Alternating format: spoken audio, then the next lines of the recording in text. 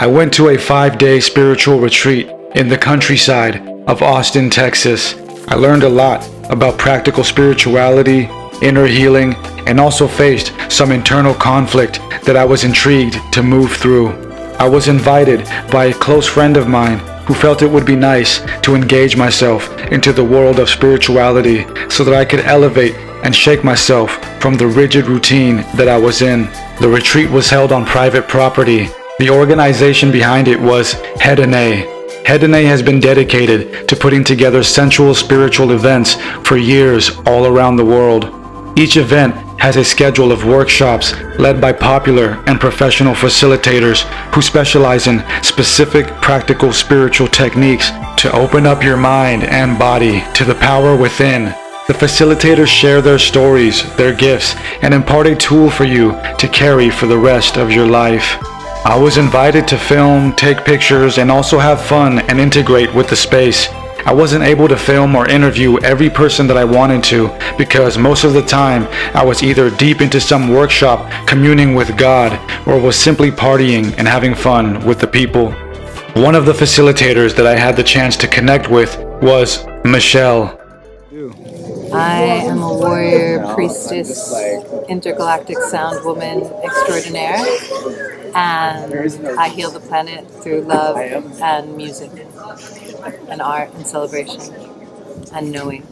I went to a Jewish private school, so I had kind of a religious basis, and I loved praying and singing, and I loved ceremony always. And I'm a ceremonialist by nature, and I feel that if you have this role in an incarnation, then what your truth is that you're a way shower, and that happens as your role as priestess, teacher, healer, lifetime. And so I feel like it's a part of who I am as a soul, and I continually am being initiated into it as well. So it's like an ongoing thing. Young men who are being initiated into the masculine, I help to step into their king and anchor them to the earth and reflect the goddess to them and share with them their power. And then with women,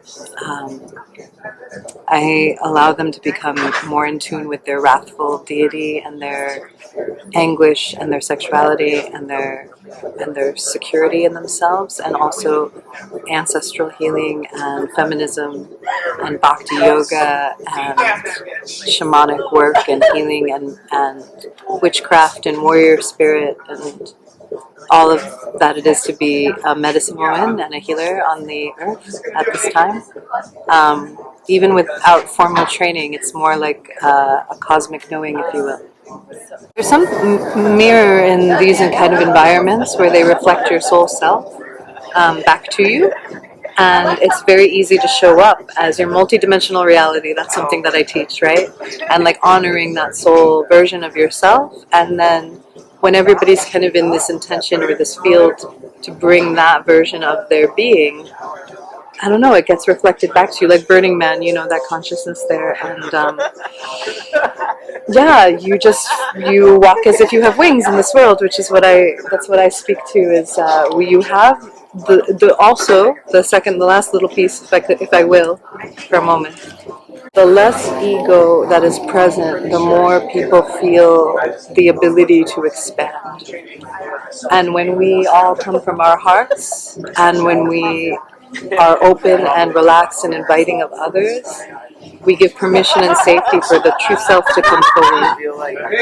When that true self comes forward, it's freedom and liberation and celebration and life, and this is the kind of earth we should be stewards of. Hedone was a lot of fun. It was the first time in a long time, or maybe ever, that I was stripped, quite literally, of my insecurities and judgments, left to bear the warm embrace of other spiritual seekers who simply wanted to connect and know more about the inner divinity within us all. The next awesome person I was able to hang with and get on camera was Diego. My name is Diego, and I work on bamboo. It's my passion. this is one of the structures I built right here, and I'm really on a mission to educate people about it and enlighten us on how to use it properly, to where we're not seeing it as an invasive species. I don't believe in that word, invasive, for many reasons. But there's also a kinship that I have with bamboo because it is indigenous of the earth, no matter where it grows. And just because we can't work with it or don't know how to, we try to eliminate it. And so I feel like that speaks volumes to the Machiavellian world that we live in, where if we can't understand a certain culture, we try to oppress them or subjugate them, as opposed to ad stratum, where we work with them through language, communication, instead of substratum, where we force our language on others and our ways on others. Of course, there's manifest destiny examples of that all over the world. So how do we reverse that? And I think bamboo is the key, one of the keys that we can use to do that. We can explore together how bamboo works and discover its use, and in so doing, finding our use and finding each other's use, so to speak, our gifts, and we enable each other that way. You know, I might be a wrench, someone else might be a screwdriver, someone else might be a screw. You know, a wrench can only do so many things on its own. I feel like spirituality really found me, and really I was always spiritual. I just never had a word for it. And I feel like as a child I was more spiritual. I was more connected. And then over the years, you kind of get bombarded by society, life, traumas that happen, and you kind of lose that magic. So I think that a turning point for me was when I got back in my adult life, when I started doing ayahuasca ceremonies, for sure. Which was about 10 years ago. That's when I really found a way to tap in and go really deep, and it showed me a lot. You know, it speaks through you. You ask permission to the plant kingdom to be enabled with their wisdom so that you can use your gifts. But they're all borrowed gifts. Everything's borrowed. You know, nothing's really of us. It's of the energy that makes us all. You know, the butterfly effect of a wing beat of a butterfly can change an entire ecosystem in the other side of the world or the universe. Imagine what releasing our pleasure blockages would do, like all of us as a human race. So I really believe in that movement. I believe in the liberation, and I'm learning myself in the process, you know, how to liberate my blockages around sexuality, creativity, because that's what it is for me. It's for everyone, I feel like. And then tapping into the sexual primordial force that creates all of us, all of this, well, that's just, why not? You know, it's a win-win. You can't lose. I feel like if this society is strong enough, we can invite them in and transform them. And then they do that to others. And it's just this domino effect. We're here to turn people, I feel like.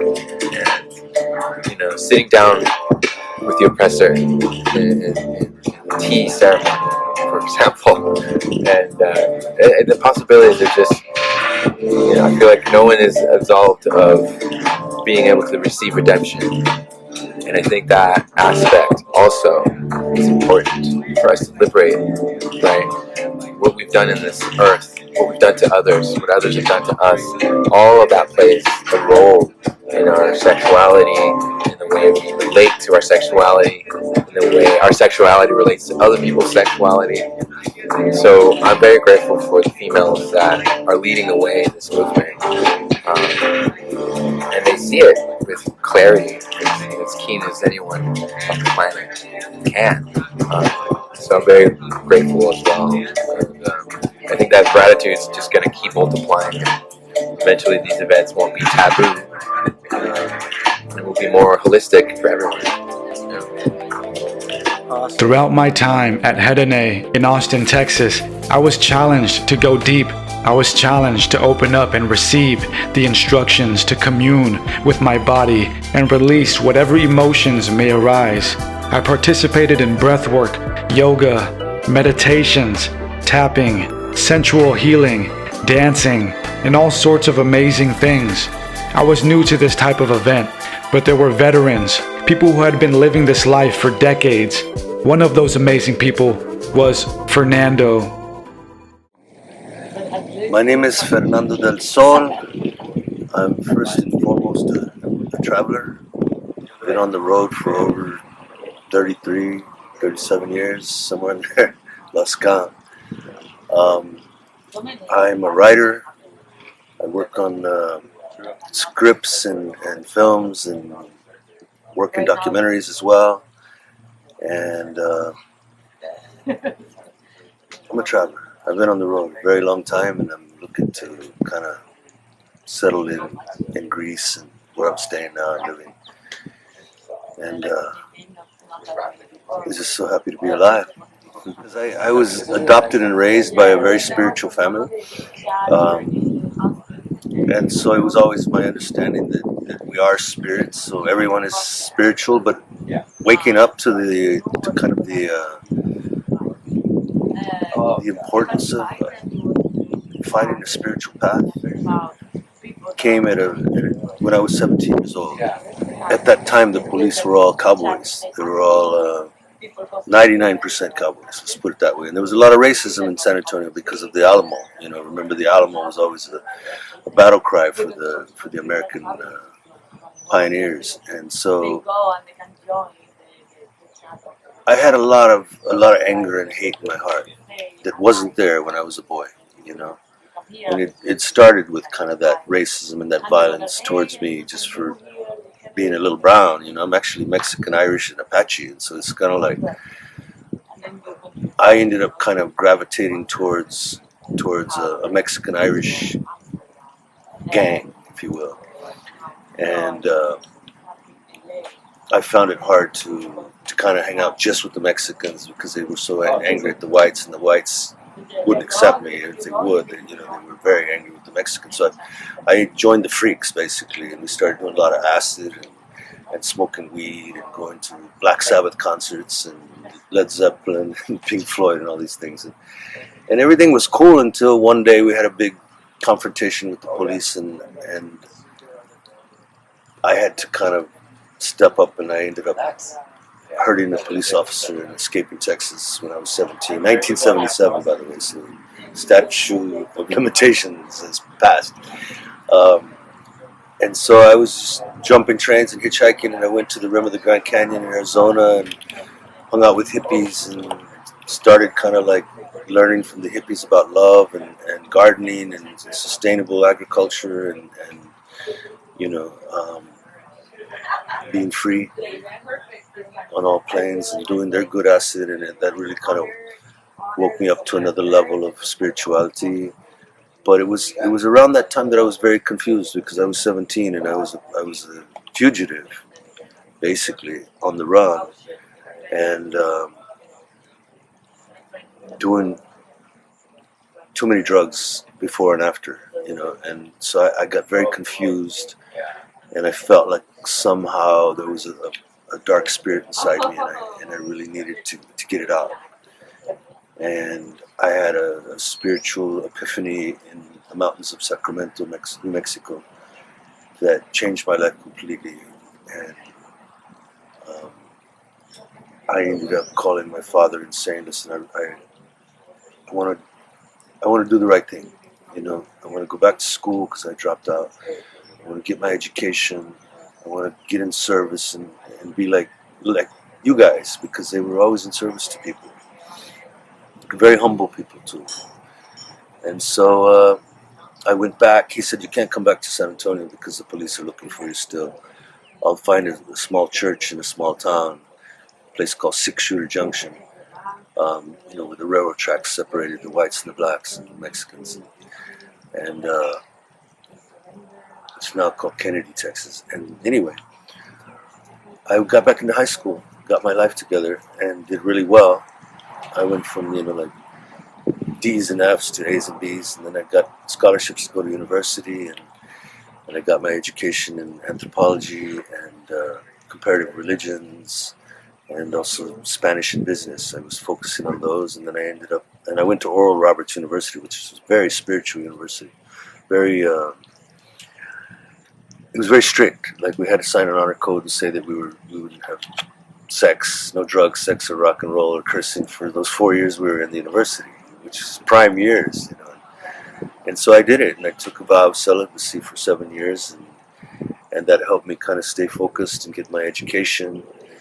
And then I went to Europe when I graduated, and my 7 years were up because I had started the vow before I went to Oral Roberts, and the celibacy vow. And I went to Amsterdam one night. I broke all my vows in one night, and it put me on a path towards who I really am. You know, as a spirit, as a soul, with the mind and emotions and the willpower, and with the body. I mean, at the end of the day, we're all earthlings. We're all animals. You know, we all have to pee and squat in the woods if there's no toilet. And I realized that my sexual desires were also natural. You know, and that's kind of why I'm here at Hedone, to be honest with you, because I feel like the way that religions control people is by controlling our basic instincts and our basic needs, like sexuality first and foremost, and what we eat. You know, how these control us in so many ways. You know, and guilt rid us with this concept of hell. So it was a big step for me to abolish the concept of hell from my belief system, because once I did that, I realized that I couldn't be manipulated by those terms anymore, by that angle, if you will. And so, you know, and I've explored the sacred medicines, and went to explore India for 7 years, and get to know gurus and sadhus and swamis, and Latin America with shamans, and the rainforest, ayahuasca. You know, I've done a lot of San Pedro and peyote, and you name it. I mean, the only one I really haven't done is ibogaine in Gabon, Africa. And I'm open to it. But yeah. So to make a long story short, I'm here at Hedone. I'm so happy to be here.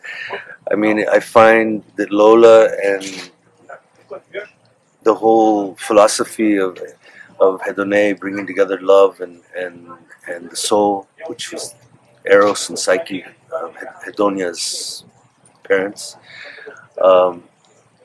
It's a balance, and it's a very natural way of being. It helps, in my mind, helps the world normalize sexuality in such a way where not everything's taboo. Nudity is natural. Sexuality is natural. Kissing is natural. There's nothing wrong with it. We don't need to be shamed by it, or always like clothed and afraid of what people are going to think and judged. And none of that matters. What matters is that we're in intercommunication with each other. We're really loving each other and getting to know each other, and brothers and sisters, and having fun on this planet. You know, I'm a big proponent of the protest sign that all the hippies used to carry around, called they always had that sign, "Make love, not war." I never knew what that meant as a kid, you know, but I understand that now. You know, if all of us were making love, we wouldn't be in wars. What the heck for? Got no energy for that. It's a waste of time. It's really a waste of time and energy and lives. And so yeah, and I'm really jazzed by Hedone's mission to love the flower and help educate Africa and the Middle East and Islam culture that uses female genital mutilation as a practice in their traditions. I think Love the Flower is a very beautiful project, and it's something that could help bring abundance to those countries, as well as save a lot of lives and allow people to have the pleasure that we were born to have. doesn't make sense to me for someone to cut a clitoris to stop them from having pleasure. It just, who makes that call? You know what I mean? Who has the right to make that call? It's like life or death. Who has the right to make that call? So here we are at Hedone in Austin, Texas. It's been a fabulous 5 days, and everyone that showed up was supposed to be here, and we had the best time yesterday, you know, around the fire and doing a ceremony with our special sacraments, and just a lot of laughter, really good vegan food, and a lot of natural, loving exchange, you know. And I'm so happy to be here, and I'm happy that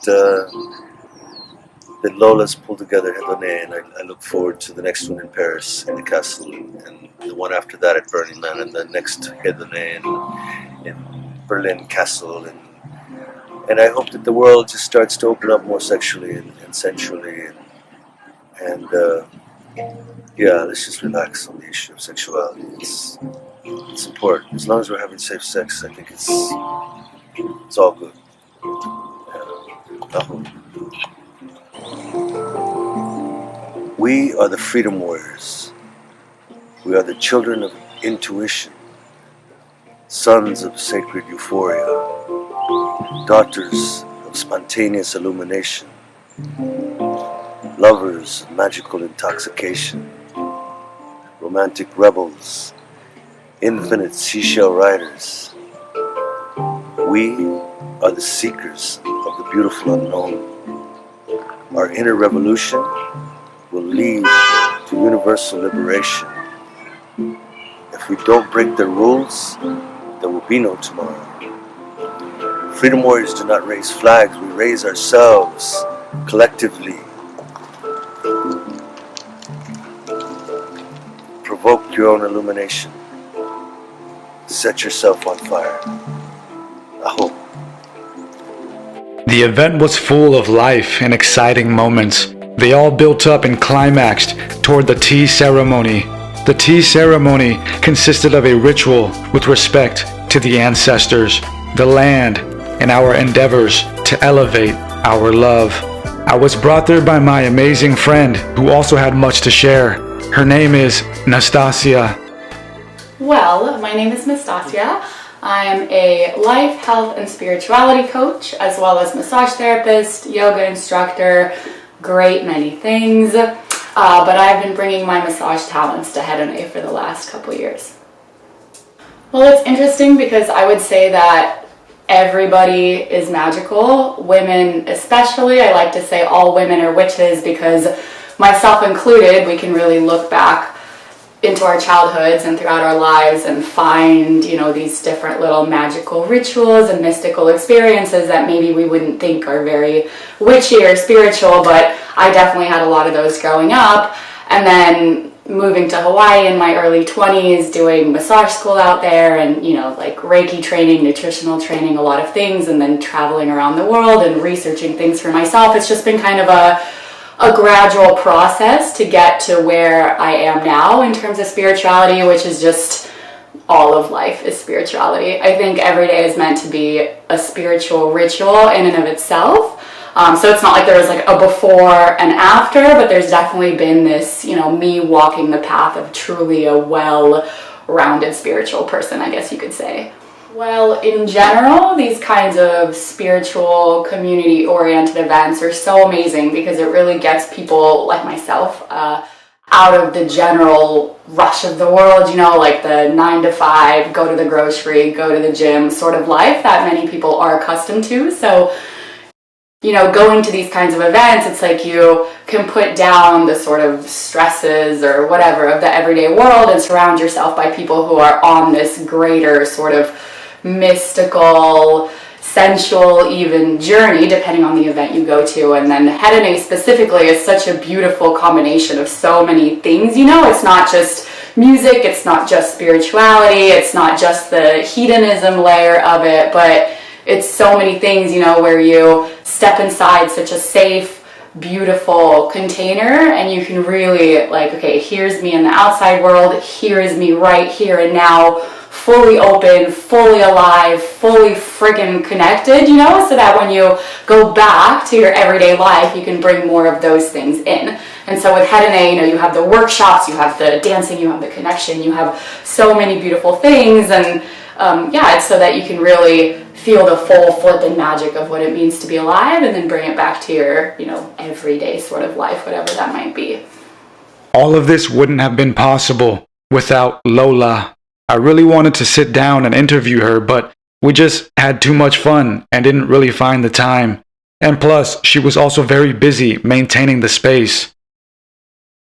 Well, there's a lot of things that could be said about Lola, because everything about Hedone being the most wonderful, well-rounded, beautiful experience, Lola is that type of being as well, like this like sexy, sensual, cosmic, connected ringleader at the very center of all of it.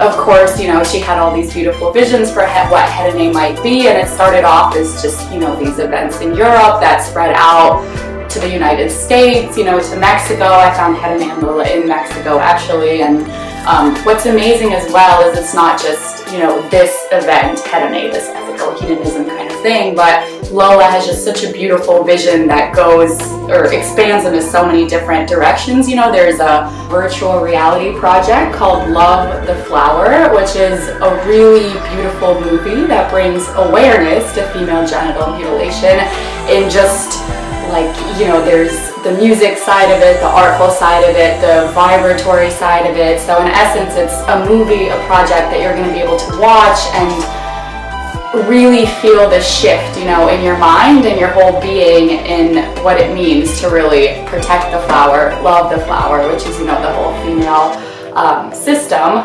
rather than being able to, you know, do these horrifying sorts of things to it. So that's a big project right now that's happening, and in general, like I said, like the undercurrent, the root of all of Hedone is to be able to look at, you know, these practices of genital mutilation and to be able to really do something about it. Lola is just, you know, the perfect person to be at the center of it all, because she is so vibrant, so alive, so inspiring, really sees it from the artful perspective as well as, you know, like the business perspective and the perspectives that are really helping shift the world. Right now, Lola is looking at property in Mexico to start building a full-on Hedone community, you know, with regenerative agriculture, bringing in the community there, bringing in our community essentially from all around the world, you know, to build up this beautiful space on natural land to be able to host different events and art projects and be able to go deep together, and not only go deep together, but to continue bringing in community from around the world and, you know, building artful things and continuing to share in artful, beautiful, sensual things and really continue coming together. So if you want to find Hedone, stay in contact, reach out in any way, be part of any of these amazing projects, you can find all of the links in the description, whether that's for Hedone specifically, any of those beautiful people who are part of Hedone. So reach out, we would love to see you, we would love to connect with you, we would love to get sexy and sensual